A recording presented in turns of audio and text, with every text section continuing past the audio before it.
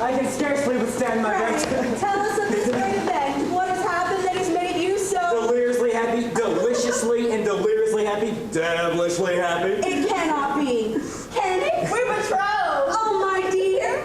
You sly, keeping it so well. My little boy married. Oh, thank you, Mother Noel. Thank you, please.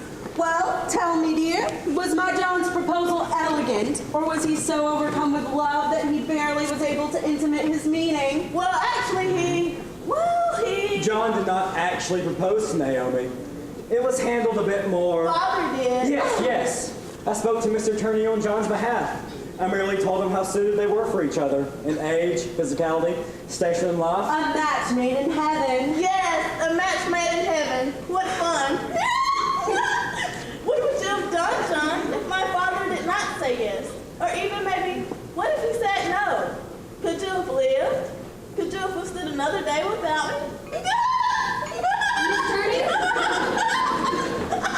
Miss Turner, are you all right? Great, such news. We'll soon be sisters. Miss Turner, I am so happy for you. To who are you betrothed? To who? To John, of course. To John? But how is it possible? John and Naomi just met. Was it last week? It is all arranged. Arranged? John, are you all right? Perhaps, Father, it would be better for all if we did not make this news known to... And why not, dear? In case Naomi were to change her mind, or... Change my mind? You had just met. And there are many things about John that most young women would find most unsuitable. Grace. Even charmingly so. Grace, a word.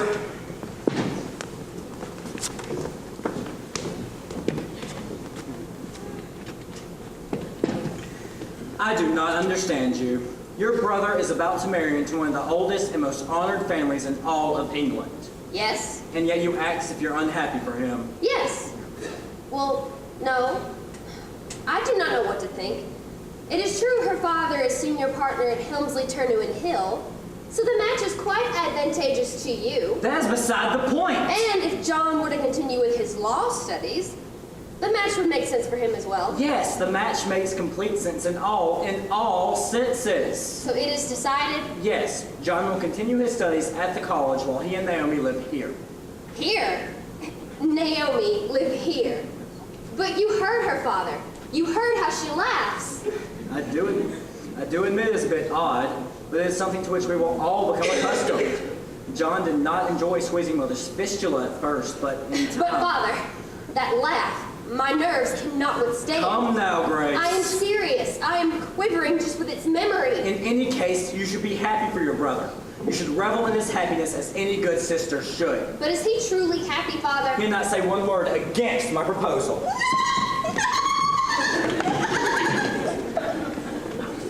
In the following weeks, I learned more than I cared about my future sister. The girl could prattle on for hours about some fashionable dress she saw in Bath or on endless gossip.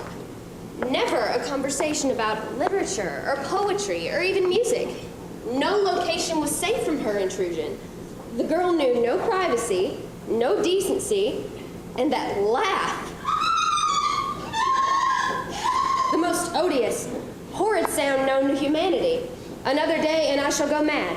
If not one day, then 2 days in certainty. Come, Grace, enough of this foolishness. I know what will raise your spirits. No, Mother, please. The image will never fade from my memory and will impact me adversely. Oh, I'm merely trying to raise your spirits. Thank you, Mother. I am much better. Are you really? Yes, thank you. All right. Let me see you smile. Come on now. Smile. There. Was that so unpleasant? Is someone here in need of pharmaceuticals? Beth. Oh, Beth, you have no idea what horrors I endure. Indeed, I see. Your mamma sent word that your nerves were in need of a tranquility potion, but it is worse than I imagined. Yes, my nerves are extremely, very... Do you hear? Hear what? Laughing. Oh, it is in my head. Her laugh has invaded my skull. This is serious, Grace. Does this laughter belong to Miss Naomi Turner? I am wasting away to nothing. Here, feel my arm. Have you tried ants in her bed? Yes, Rotten eggs in her dresser? of course. Poison ivy in her stockings? I have tried everything. The girl is implacable. Like a cockroach, she will survive us all. You know, Grace, if you are truly desperate, my father does keep a vial of arsenic in his cupboard. Arsenic? You cannot be serious. Arsenic is supposedly instantaneous and almost impossible. No, to sit here and dream about it, or revel in it, that is one thing, but to actually... You prefer to remain miserable? I cannot kill no matter how detestable. I mean, she is some form of human being. She must be. Suit yourself. I was merely offering it up as a possibility. No, we must put our heads together and find an answer. Of course. We shall save the arsenic for your mother one day. Beth, you always know what words warm my heart. Now then, back to Miss Turner. What interests her? Yes, we must use her interests against her. But she has none, except for jewels and clothes and all kinds of... What is it? If there were a man with a much greater income than my brother... A rich man. Yes, if there were a rich man and we persuaded him to pursue Naomi... But why would he? Let me finish. And she is already engaged. Yes, but what if we concocted his interest? How? We can send the man adoring letters from Naomi and craft romantic replies. No. And she will seek him out, and John will become insanely jealous, and their engagement quite precarious. What? The entire notion is ridiculous. Why? Why would a person break off an engagement just because of a few letters? We are not speaking about an ordinary person. It can work. I know it can. I feel so much better. I am totally invigorated. Perhaps you feel well enough to clean this room. Oh yes, that is the easy part. The hard part is finding a suitable rich man for Naomi.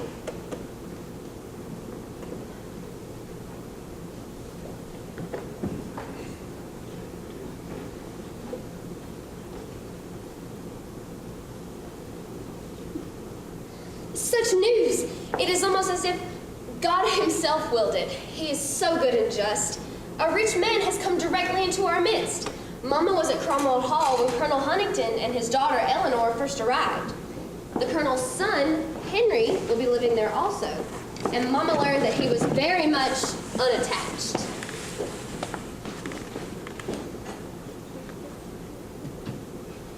Grace? Grace? Yes, John? You're worried about me. Yes, but all will soon be right again. You shall see. I have faith. Well, you need not worry. The incident with the ant. Yes, horrible. Yes. And so unusual. An entire colony of ants to find their way into Naomi's bed. Yes. In any case, it seems that Naomi is very fragile. I must take care of her. Do not worry, John. I will take care of her. No, Grace. She'll soon become my wife, and she looks to me for comfort. It is a feeling I've never known, to be the strength for another. You are my strength, John. Thank you, Grace, but this is something quite different. May I show you something?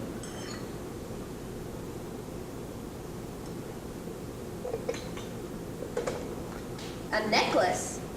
My goodness, John, that looks quite expensive. Yes, Naomi looked upon it at the jeweler's and told me that she expected it one day. Expected it? Yes, but not right away. She feels that with my future income, we should be able to afford many, many fine pieces of jewelry. She'll be so happy when she sees it. But, John, that must have cost you... All I had? Yes, but it is worth it to see her happy. When I have saved up enough money, I shall proceed to the second item, then to the third. I feel that if I buy one item each year, I may finish the list in my lifetime. Grace, are you all right? What? She is too thin. Grace, you need to eat more meat. Yes, I plan to. Good. I do not want Colonel Huntington to think I have an infirm daughter. Have you invited Colonel Huntington to our home? Not as of yet, but I'm certain that in time. In time, yes. We need not invite him so soon. Have you met him, Father? Met him? Yes. He is a fine man. A good man. A rich man? Yes. I suppose he is not left wanting. Yes. Naomi, Perhaps you would like to take a walk around the room? With you? Yes, of course. Surely you do not think I would wish to see you walk alone. Grace, I'm sorry. It's just that sometimes, well, I don't know how to say this. Sometimes speaking can be difficult. Yes, for example, the night when the ants were in my bed. Yes, You hit me numerous times. and I did apologize. I understand, but still, did you think it necessary? Did you prefer the ants' horrible stings? Well, no, you could have brushed them off. You did not need to hit me. You do have a point. I'm sorry. In the future, I will bear that in mind. Thank you. They say Colonel Huntington is very rich. Indeed, Mother did not let on. He is the fourth richest man in all of England. But Mother says he only owns a few properties in London. Yes, but such properties. Have you not heard of Windsor Castle?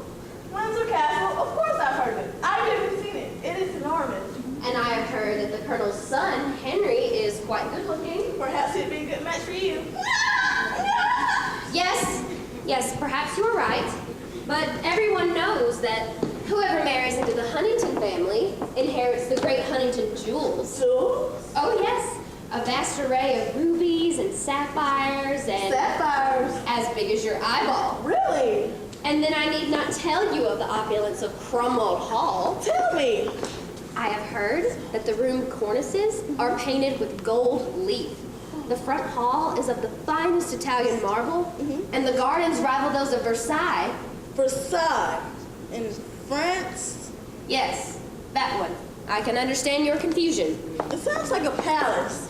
And the women that dine there must wear an entirely different dress every evening. I've often thought that an excellent idea. What are you two prattling on about? I'm nothing of consequence, Father. Just idle worship. Idle gossip. Idle gossip. Come, Naomi. Sit next to John. He is reading. Might not read with him. Yes, of course, Father. Mother, Yes, child. have you met Henry Huntington? You wish to know if Henry Huntington is tall and handsome, do you not? Oh, Mother, you know me so well. Perhaps we will be planning your wedding one day in the not-too-distant future. Yes. Please tell me everything about him. Everything. Well, actually, I have yet to meet him. But I understand from how the maid Katie spoke of him that he's a very economical young man. Economical. Yes. Do not worry, Grace. He will not spend his father's money foolishly on unnecessary baubles. Which is not to say that he doesn't spend any money at all. I'm certain he does purchase items that are necessary. Much like yourself. You've always been very sensible with a shilling. Yes.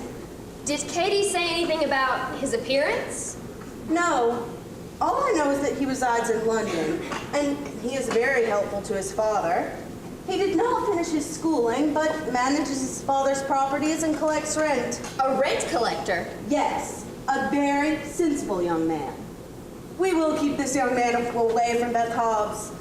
She's far too pretty a girl to be seen. I'm not saying you're not just as pretty as she. Thank you, Mother. You're both beautiful in your own way. Thank you. Grace! Grace! Come with me outside. Henry sent a letter. When did it arrive? I know the postmaster. He intercepts whatever I may ask of him. Does he really? You have no idea how fortunate you are to be my friend. Dear Miss Turner, I was very pleasantly surprised to find your letter welcoming me to the neighborhood.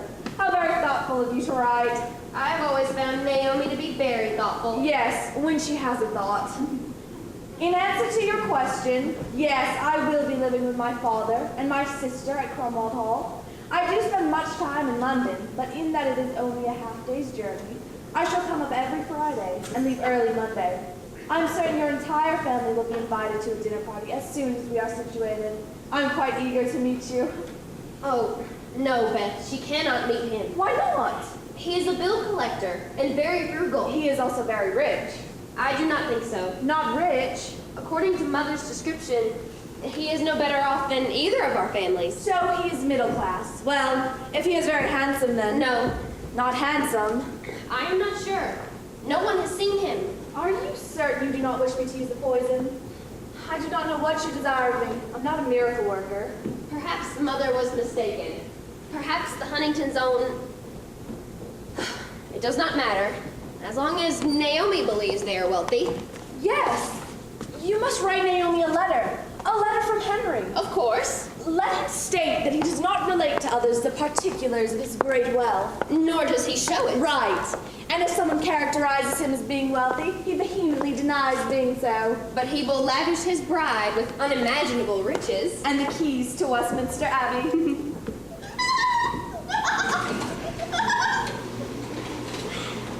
Where's Mother? She had cabbage for dinner. The Huntingtons will be here any minute. Where is your mother? Cabbage. Good God, has she lost control of her senses? John, I have not told you yet, but Henry Huntington wrote me last week. Wrote to you? Why to you? I don't know, but it seems the Huntingtons are very rich. Are they? Yes, they own Westminster Abbey. Westminster Abbey? Impossible. And they travel extensively. They've even been to Europe. We're in Europe. England is in Europe. Yes, I mean other parts of Europe, like France, Belgium, India. Naomi, I would like you to meet my friend, Beth Hobbs. Beth, I'm so pleased to finally meet you. I've heard so much about you. And I'm so honored to meet you, Miss Turner. Meet me? Why, yes. By Grace's descriptions, I understand that you're quite an unusual young woman. Unusual? Me? Miss Hobbs, I do not know if Grace had told you, but Naomi and I were thinking of a spring wedding. There's nothing like a spring wedding. A spring funeral. And I take it you will live nearby. Actually, until I finish law school, we shall continue to live here at the house. It's only 2 more years. Only 2 years. 2 years to some may seem an eternity. I sense some double entendre in Beth's words. Oh, you know Beth. She is always playing her mind games. Well, she disgraces Naomi. I shan't speak to her again. Disgrace Naomi? No, John, do you not see? She is secretly in love with you. Well, that is quite different. But she knows I'm spoken for. The heart wants what it wants. Well, in this case, it cannot be. They're here. Good evening. May I take your coat? Yes, thank you, Mr. Neville. This is my daughter, Eleanor. Good evening, sir. What a pretty house. Grace? Yes, that is my name, I think. Tell me that is not Henry Huntington. It cannot be. Good evening, sir. I am Henry Huntington.